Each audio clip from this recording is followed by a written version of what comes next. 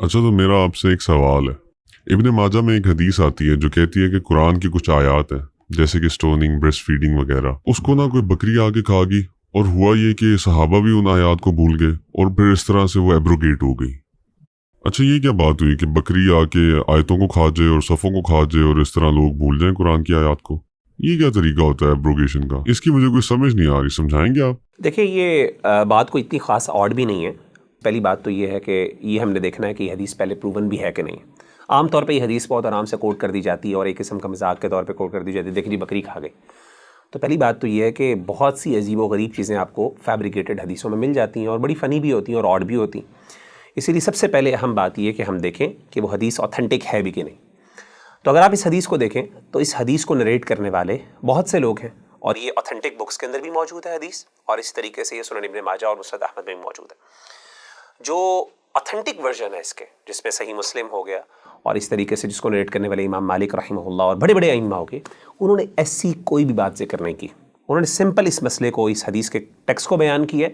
لیکن آخر میں یہ جو ایڈیشن ہے، یہ صرف ایک نریٹر جن کا نام ہے محمد بن اسحاق، جن کے بارے میں بہت سے علماء کو ڈاؤٹس بھی ہیں، اور انہوں نے اس بارے میں بہت سی، یعنی ان کے یہ کامن، انہوں نے کہا کہ یہ نریٹ کیا کہ یہ اکثر ایسی عجیب و غریب چیزیں احادیث کے اندر ڈال دیا کرتے تھے، جس میں سے ایک یہ بھی ہے.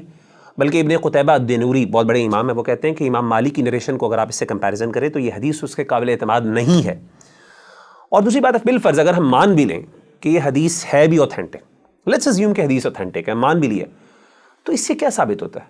اس سے یہ تو ثابت ہوتا ہی نہیں کسی جگہ کہ قرآن مجید جو ہے وہ لوگ بھول گئے اس طریقے سے، یا قرآن مجید، بلکہ امام باقلانی بہت بڑے امام ہیں شاعرہ کے، وہ کہتے ہیں کہ اگر کوئی بندہ اس حدیث کو بنیاد بنا کے حدیث پر اعتراض کرتا ہے یا دین پہ اعتراض کرتا ہے، اس کا مطلب ہے وہ ہماری ٹریڈیشن کو صحیح طرح جانتا ہی نہیں، وہ ہماری ثقافت کو پہچانتا ہی نہیں.